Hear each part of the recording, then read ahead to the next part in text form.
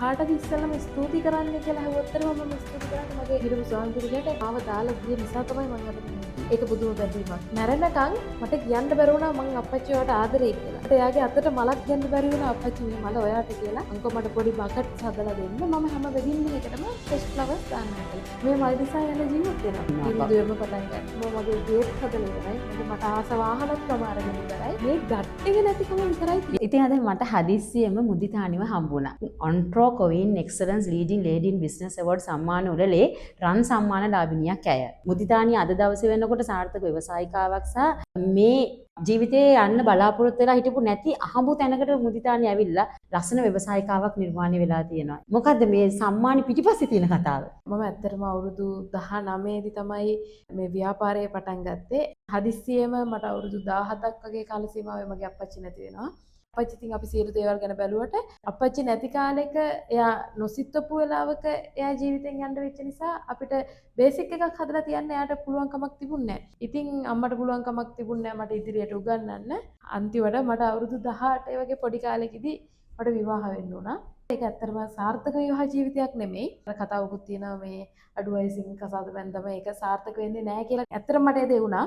ජ්‍යොතිෂ වේදීන් කියලා තිබුණකෝ අවුරුදු 19 දී මාර්ගයක් තියෙනවා කියලා. සමහර විට ඒ මාර්ගයේද දන්නේ නැහැ කියලා මම කිව්වා අවුරුදු 19 දී වෙන විවාහය. අපේ අම්මා අර මට පොඩි ආපු කරදරත් එක්ක අම්මා නිතර මේ වෙලාවල් බලනවා. ලංකාවේ ප්‍රසිද්ධ කට්ටියකනුත් බලලා තියෙනවා. සමහර ජ්‍යොතිෂ වේදීන් කිව්වා අවුරුදු 19 දී මම මැරුණේ නැත්තම් එයාලා වෙලාවල් බලන එක නවත්තනවා. දැන් වයස කීයද? මට දැන් අවුරුදු 30යි.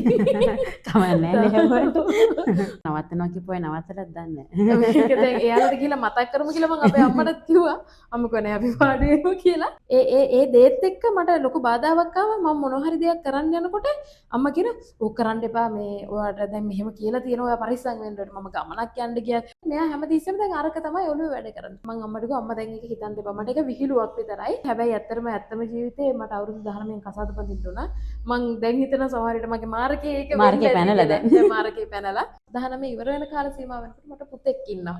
දැන් හදිසි විවාහය නිසා අධ්‍යාපන කටයුතු නතර වුණා. ඊට පස්සේ මම තීරණය කරා මට දැන් මෙහෙම ගෙදර ඉන්න එක හරියන්නේ නැහැ කියලා. විවාහ වෙලා හිටපු සැමියාගේ බොස්ගේ හොටෙල්ස් කීපයක් තිබ්බා. මම මේ හොටෙල්ස් වලට ඉස්සල්ලාම මේ ෆ්‍රෙෂ් ෆ්ලවර්ස් අංකෝ මට පොඩි බකට්ස් හදලා දෙන්න. මම හැම වෙඩින් එකටම ෆ්‍රෙෂ් ෆ්ලවර්ස් දාන්නම් කියලා. ඒ වෙනකොට මම දවසට දැම්මේ මල් 300ක් නැත්නම් 400යි මට රුපියල් 2000ක් වගේ දවසට මම ඒකෙන් ඒ ආදායම තමයි ගත්තේ. ටික දවසක් යනකොට මම කල්පනා කරා නෑ මෙතන මට මීට වැඩි දෙයක් කරන්න පුළුවන් කියන එක. ඊට පස්සේ මම තීරණය කරා සෙටි බෑග් එකක් හදන්න. මොකද හොටෙල් එකේ සෙටි බෑග් එකක් තිබ්බනම් මේක අපිට ඉෂුව කරන්න පුළුවන් හැම වෙඩින් එකටම එක. බොස් එක්කත් කතා කරලා මම හැදුවා සෙටි බෑග් එකක්. ඊට පස්සේ සෙටි බෑග් එක හදන්නත් මගේ අතේ අතට සල්ලි තිබුණේ නෑ. මම ඒ බොස්ගෙම මුදල් අරගෙන තමයි සෙටි බෑග් එක හැදුවේ. පොඩි කාල සීමාවක් ඇතුළත මගේ ණයත් ඉවර කරලා සාර්ථකව ඒ වැඩේ කරගත්තා. දෙවෙනි හෝටල් 6කටත් ඔක්කොම ඒ මේ වගේම ඊට අමතරව මට එන ඕඩර්ස්ුත් මම ඇත්තටම ගත්තා. දෙවෙනි බබා හම්බෙන්න කියලා මම දැනගන්නකොට මට නරක මාරංචියක් ආවේ මගේ හස්බන්ඩ්ගේ වෙනත් ප්‍රශ්නයක් ගැන දැනගන්න ලැබුණා. ඒ කියන්නේ ජීවිතයේ සතුටු මාරංචියක් සමග නරක මාරංචියක් ආපු මොහොතක් ඒක. මොකද ඒ වෙලාවේ මම මානසිකව කඩන් වැටුණා නම් අද මම මේ ඉන්න තැන නෑ. මගේ දියුණුවට කවුරු හරි කාටද ඉස්සෙල්ලම ස්තුති කරන්නේ කියලා ඇහුවොත් එහෙම මම ඇත්තටම මම ස්තුති කරන්නේ මගේ මම හිටපු ස්වාමි පුරුෂයාට. එයා මාව දාලා ගිය නිසා තමයි මම අද මෙහෙම ඉන්නේ. මම යත් එක්ක හිටියනම් මම මෙච්චර දුරක් යන එකක් නෑ. දරුවෝ දෙන්නේ වගකීමක් දැන් තියෙනවා අම්ම කෙනෙක්. එහෙමමයි. මම මගේ ගමන පටන් ගත්තේ මගේ චූටි බබාට මාස 2කින්. එයාවත් අරගෙන මම මගේ ගෙදර ගියා අම්මත් එක්ක. පටන් ගත්ත බිස්නස් එක පොඩ නවත්තන්න ඕන. ඒක බැඳලා තියෙන සැමියාත් එක්ක. ඔව්. ආයි මුලින්ම පටන් ගන්නවා දැන්. ගන්න ඕනි. ඇත්තටම මම ඒව දාලා තමයි මං වෙන්නවයි. මම කිසිම දෙයක් අරන් ආවේ නෑ. මම රුපියල් 5000ක් තමයි බින්දුවෙන් පටන් ගන්නවා. බින්දුවෙන්ම පටන් ගන්න. ඇත්තටම අයිඩියා එකක් තිබුණේ නෑ මොකක්ද කරන්න කියලා. මම පටන් ගත්තා ඩ්‍රීම් කැචස් හදන්න. මගේ අතේ තිබුණ පොඩි මුදලින් මම ඉස්සෙල්ලාම ඩ්‍රීම් කැචස් 5යි හැදුවේ. රුපියල් 600ක් වගේ 600ක් 650ක් වගේ පොඩි ගානකට මම විකුණුවේ. මේකත් විකුණලා මම ආපහු කරේ ඩ්‍රීම් කැචස් හදන්නම බඩු කියන එක. ඊට පස්සේ තුන්වෙනි වතාව වෙනකොට මම කොළඹින් බඩු ගෙන්නන්න තරමට මම එහෙම කරා. ඩ්‍රීම් කැචස් ව්‍යාපාරේ මම ඩ්‍රීම් කැචස් පිට රටට පවා මම යවලා තියෙනවා. ටික සල්ලිත් එකතු කරගෙන මම පටන් ගත්ත නැවත වැල්ලවායේ වරණ වැඩේ. වරණ වැඩේ. මොකද ඒක මට හුරුයි සහ මම දන්නවා ඒක වෙන්න ඕන විදිය. අනිත් එක සමහරවිට මටත් හිතෙනවා ඔයාගේ තියෙන ප්‍රශ්න ඔක්කොම අර මලුත් එක්කම හේදලා යනවා ඇති කියලා. මල් කියන්නේ ආදරෙත් එක්ක දෙනකොට මේ සුවඳත් එක්ක ඒක පුදුම බැඳීමක්. දැන් සමහර විට ගොඩක් වෙලාවට මලක් දීලා නැත්තම් හොඳට බැලුවොත් ඒ එතන පොඩි ප්‍රශ්න ටිකක් තියෙනවා. මලක් ඇතුලේ ඒ ප්‍රශ්නේ විසඳන්න පුළුවන් හැකියාවකුත් තියෙනවා. සමහරක් වෙනකොට කෙනෙකුට ජීවිතේ ජීවත් වෙනකම් මලක් හම්බෙන්නේ නැහැ. මරණ මොහොතේදී මල් වඩමකින් විතරක් මලක් හම්බෙන්න පුළුවන්. ඉතින් ඇත්තටම මල කියලා මලක් ජීවත් වෙලා ඉන්න කාලේ ජීවත් වෙලා ඉන්න කාලෙදි මලක් දෙන්න ඕනේ. දෙන්න ඕනේ. Tamanට ආදරවන්තයෙක් නැත්තම් තමන්ගේ අම්මට මලක් ගිහින් දෙන්න බලන්න. මට මගේ අප්පච්චි මැරෙනකන් මට කියන්න බැරි වුණා මං අප්පච්චිවට ආදරේ කියලා. මට අප්පච්චි මැරෙනකන් මට එයාගේ අතට මලක් දෙන්න බැරි වුණා අප්පච්චි මේ මල ඔයාට කියලා. ඉතින් මං අදට පසුතැවෙනවා. දැන් මම මෙච්චර මල් ගොඩක් මැද ඉන්න මං මගේ ජීවිතේ වැඩිපුරම ආදරය කරපු කෙනාට මට මලක් දෙන්න විදියක් නැහැ. මම ඉන්නේ මල් එක්ක මගේ ලොකු පුතා 7 වසරේ මගේ දුව අවුරුදු 7යි මේ මල් නිසා යන ජීවත් වෙනවා. මල් නිසා ගොඩක් අය ජීවත් වෙනවා. ජීවත් වෙනවා. එහෙමම රැකියා ලැබිලා තියෙනවා. ඔව් මගේ යටතේ වැඩ කරන පිරිසට එයාලත් හරි නිදහසේ දැන් මම ඇත්තටම කිව්වොත් මම ටිකක් කේන්ති යන කෙනෙක්. හැබැයි මට කේන්ති ගියාට එයාලට ප්‍රශ්නයක් නැතුව එයාලට ඒක දැනෙන්නේ නැහැ. මම හැබැයි මට ඒ පොඩි වෙලාවකින් මම එයාලගේ හිත හදනවා. ඒ දේවලුත් එක්ක මේ ගමන මෙහෙම ආවා. ලේසි උනේ නැහැ. හස්බන්ඩ් නැති කාන්තාවක් සමාජයේ ජීවත් වෙන එක සෑහෙන්න අමාරුයි. අපි කතා කරන්නේ කාත් එක්කද අපි යන්නේ කොහෙද අපි ඉන්නේ කොහෙද කියන එක හරිම කල්පනාවෙන් කරන්න ඕනේ. මම ජීවිතේ කීප තැනක වරද්දගෙන තියෙනවා. දැන් මං දන්නවා මං යන්න ඕනේ පාර. දැන් මට පුතෙක් සහ දුවෙක් ඉන්නකොට මම දැන් දුවට පෙන්වන්න ඕන පාර මම දන්නවා. මේ අවුරුදු ගානට මං අප්‍රේල් මාසේ වැඩ කරලා නැහැ. හැබැයි මම මේ අවෝඩ් එක අරගෙන මේ අප්‍රේල් මාසේ වෙනකොට මම ගෙදර හිටියේ අප්‍රේල් 14 වෙනිදා විතරමයි. ඊටු දවස් ඔක්කොගෙම මං වැඩ. මිනිස්සු මාව තෝරන්න හේතුවක් තිබුණා. ඉතින් බිස්නස් සොලියුෂන් අපිටත් මුදිතානිය තෝරන්න හේතුවක් තිබුණා. අනිවාර්යයෙන්. මේ සම්මානෙත් එක්ක මිනිස්සු චුට්ටක් බලනවා මේ සම්මානයක් හම්බෙන්න හේතුවක් තියෙන්න ඕන මිනිස්සුන්ට නිකන් සම්මානයක් හම්බෙන්නේ නැහැ. මැඩම්ලා වුණත් අපිව ජජ් කරා. අපිව අපේ විනිශ්චය මණ්ඩලයක් කරහා මේක එන්නේ. හරිම විනිවිදභාවයෙන් මේක සිද්ධ වුණේ. අනිවාර්යයෙන්ම එතකොට අපි අපේ ක්වොලිෆිකේෂන් අපි කොච්චර කාලයක් මේක කරලා තියෙනවද මොනවද කරේ වීඩියෝස් අපිව ගෙන්නලා අහලා ඒ දේවල් කරලා ඒ හැමදේම කරා. ඒත් එක්ක මට මේ සම්මානේ වටිනාකම කියන්නේ මේ මාසේ මම නිකන් හිටියේ නෑ. හේතුව ඇත්තට මේ සම්මානේ ආපු හැම කෙනෙක්ගේම කටේ තිබ්බේ ඔය සම්මානයක් ගත්ත නේද? ඉස්සෙල්ලා මෙයාලා මට ඒකට සුබ පතලා තමයි එයාලගේ වැඩේ කරේ. එතකොට මම දන්නවා මේ සම්මාන නිසා තමයි මෙයාලා මාව හොයාගෙන ආවේ. මගේ බිස්නස් එක වගේම දැන් මට මේ සම්මානේ වටිනවා. අපිට තිබ්බ වර්ක්ෂොප් තිබ්බනේ මේ සම්මානේ ගන්න කලින් ඒ ආවට පස්සේ තමයි ඇත්තටම මම බිස්නස් එකක් ඇතුලේ අපි දැනගන්න ඕන දේවල් කොච්චර තියෙනවද කියලා තේරුම් ගත්තා. ඒක පුදුම වටිනවා. මම බිස්නස් එකක් විදිහට මගේ ඔළුවේ තිබ්බේ මම මේක ගොඩ දාන්න ඕනේ. මට ඕනේ ටාගට් එකට මම යන්න ඕනේ කියන එක. හැබැයි මෙතනට එකතු වෙන්න ඕනේ තව ගොඩක් දේවල් තියෙනවා කියන එක අපෙන් රටට යමක් ව්‍යවසායකින්ව ගොඩක් ඒ දේවල් අපි දැනුවත් කරන්න අපට ඕන වුණා ඇත්තටම. ඒක සාර්ථකයි. ඔව් අපිට ඇත්තටම ඕන කලේ මොකද අද පටන් අරගෙන හිටවහන බිස්නස් එකකට මේ සම්මානය යන්න බෑ. ඉතින් ඔයා ඒ බිස්නස් එකක් තුල මේ වෙනකොට ඩෙවලොප් වෙලා තියෙනවා. හැබැයි ඒ තුල තව දැනගන්න ඕන ගොඩක් දේවල් තියෙනවා. අපිට බිස්නස් සොලියුෂන් අපට ඕන වුණා ඒ දේවල් හැම දෙයක්ම මේ ව්‍යවසායිකාවන් අතරට දෙන්න. අනිවාර්යයෙන් ඒක සාර්ථකයි බොහොම සාර්ථකයි. කියන්නේ මම මගෙන් ඒ සාර්ථකත්වය දකින්න. මට දැන් ඕනේ මම මේ ඉගෙන ගත්ත නැති ටික ඉගෙන ගන්න. මෙතනින් මේ ඉගෙන ගන්න. මම දන්නවා මේ ටික හොඳටම දන්න තැන තමයි බිස්නස් සොලියුෂන්. මට දැන් ඕන වෙලාවක කතා කරලා මැඩම් මට මේක මෙහෙම වෙන්න ඕනේ කොහොමද මේක කරන්න කියලා මට කිසි බයක් නැතුව අහන්න පුළුවන්. හරිම ෆ්‍රෙන්ඩ්ලි ඔක්කොමලා.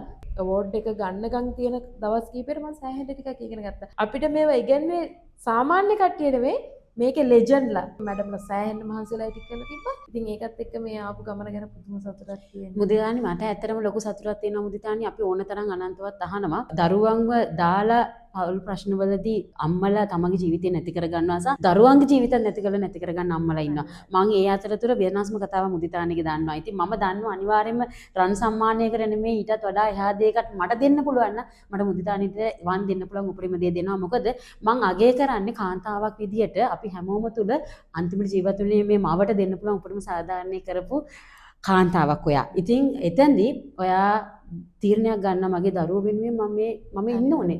මම එයාලා වෙනුවෙන් මොකද මේ දරුවෝ ලැබෙන්නේ අපේ අවශ්‍යතාවයට. දරුවන්ට එතනින් එහාට අසාධාරණයක් කරන්න බෑ අපිට. තමන්ගේ මවව රැකගෙන දරුවන්ව රැකගෙන සහ තවත් ගොඩක් දෙනෙකුට ලස්සන අනාගතයක් හදලා පරිසරයටම සුවඳවත් වෙන මලක් ඔයා.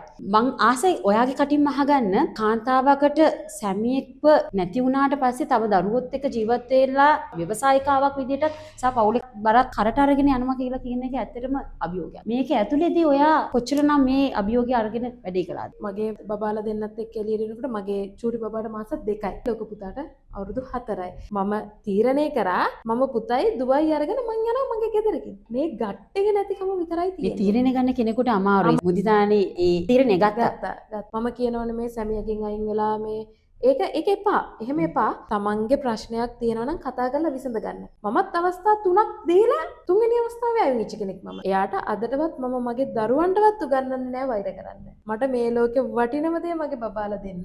මගේ මේ ලෝකේ වටිනම දේ දීපු කෙනා තමයි එයා. එයාට ඒ ගෞරවය හිමි විය යුතුමයි. මගේ පුතාට මම කියන්නේ එපා පුතේ. තාත්තා කියන්නේ තාත්තම තමයි. ඒක තාත්තා වැරද්දක් කරොත් තාත්තට. මගේ පුතා තාත්තට වෛර කරන්න එපා. ඒක විය යුතු දෙයක්. මැඩම්ගේ මහත්තයා මැඩම්ට අවශ්‍ය සියලු දේවල් සපයලා මලක් වගේ මැඩම්ව බලා ගන්නවා නම් මැඩම් ඕනේද මහත්තයෙක් නැතුව ජීවත් වෙන්න? නෑ. ඒක තමයි මේ ලෝකේ තියෙන තාත්තගෙන් පස්සේ හොඳම රැකවරණය.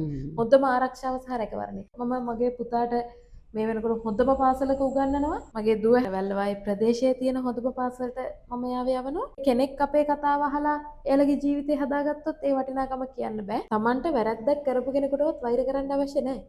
හැබැයි ඒ වෛර කරන එක නවත්තලා ඒ කාලය Tamanට ගත්තොත් Tamanගේ පැත්තට යොදා ගත්තොත් මේ ආපු ගමන යන්න පුළුවන්. මේක ඉවර නෑනේ තාම. මගේ ගමන තාම ඉවර නෑ. මගේ තියෙනවා ටාගට්. මගේ අප්පච්චි ජීවත් වෙලා ඉඳපු කාලේ මම අප්පච්චිට කියපු දෙයක් තිබ්බා. අප්පච්චි මේ මට අවුරුදු 30 වෙනකොට මට මගේ ගේ හදලා ඉවර වෙන්න ඕන කිව්වා. අප්පච්චි මට කියලා වාහනයක් අරගෙන තියෙන්න ඕනකෝ මම මොන රස්සාව කරත් මොන දේ කරත්. මට දැන් අවුරුදු 30යි. මම මගේ ගේත් හදලා ඉවරයි. මට ආස වාහනත් මම අරගෙන ඉවරයි. මම මේ වාහනේට නැගලා වාහනේ පදින සැරයක් ගානේ මම දන්නවා මේ මගේ දාඩිය. මේ මගේ මහන්සිය, මේ මගේ කැපවීම. ඒ සතුට කියන්න වචන නැහැ. ඕනම කෙනෙකුට විඳින්න පුළුවන් සතුටක් ඒක. ශ්‍රීදේව් ක්‍රියේෂන්ස් ඇන්ඩ් ෆ්ලෝරා ආයතනය හරහා මුදිතා හදපු මංගල උත්සවයකට සහභාගී වෙන ඔයාට හරි ලස්සන මල් පෙරේ. ඉතින් මේ ලස්සන මල් අතරේ තියෙන කටුව කතාව තමයි මුදිතා මේ කතා කළේ. සහ අනිත් එක මේ කතාව මම හිතනවා මේ කතාව මුදිතාගේ කතාව විතරක්ම නෙමෙයි තවත් රටේ ඉන්න අපේ ශ්‍රී ලංකාවේ විතරක් නෙමෙයි සමස්ත ලෝකෙම ඉන්න ගොඩක් අයගේ කතාවල පුංචි කෑල්ලක් මේ මුදිතා කියන්නේ නැත්තේ. හැබැයි මේ කතාව මේ සම්මානීය තරම බරයි. ඉතින් මට ඇත්තටම ඕන කළා කෙනෙක් වැටිලා ඉන්නවා නම් මේ කතාව කියන්න. වැටිච්ච තැන වැටිච්ච විදිහට ඉන්නේ නැතුව වැටිච්ච තැනින් පැලවෙන්න, ඔයා දලුලන්න, ලියලන්න, ඔයාට මේ කතාව වටිනවා. මුදිතා බොහොම ස්තුතියි. මේ කතාව කියන්න ඔයා දිරිය ගත්තට. ඒ වගේම තව මගේ ජීවිතේ කතාව අහලා තව කෙනෙකුට හැදෙන්න අවස්ථාවක් හදලා දුන්නට බිස්නස් සොලියුෂන් ගෲප් එකටම ස්තුතියි. මැඩම්ට විශේෂයෙන්ම ස්තුතියි. මාව මෙතනින් ඉස්සරහට ගෙනියන්න, මගේ බිස්නස් එක මෙතනින් ඉස්සරහට ගෙනියන්න මම මේ අවුරුද්දේ මැඩම්ව මේ විදිහට හම්බුණා. මම අනිවාර්යෙන් ඊළඟ අවුරුද්දේ මීට වැඩිය තව අඩි 10ක්වත් නැකලා මැඩම්ව හම්බ වෙනවා. ඒකට මට ශක්තියක් වුණාට මැඩම්ට බොහොම ස්තුතියි. හැවි. ඉතින් අපිට අවශ්‍ය කළේ ඒක මේ කතා ඇතුලෙන් අපි හැමදාම ලබන පන්නරේ මේ කතා මේ කනට ඇහෙන්න තරමට මම පින් කරලා තියෙනවා කියලා මට ඇත්තටම ලොකුම සතුටක් දැනෙනවා. මොකද දවස ගානේ ඇහෙන කතා එකක් හරි මට දවස ගානේ ඕගොල්ලොත් එක්ක ෂෙයා කරගන්න හිතුණා. එච්චරටම වටිනවා මේවා.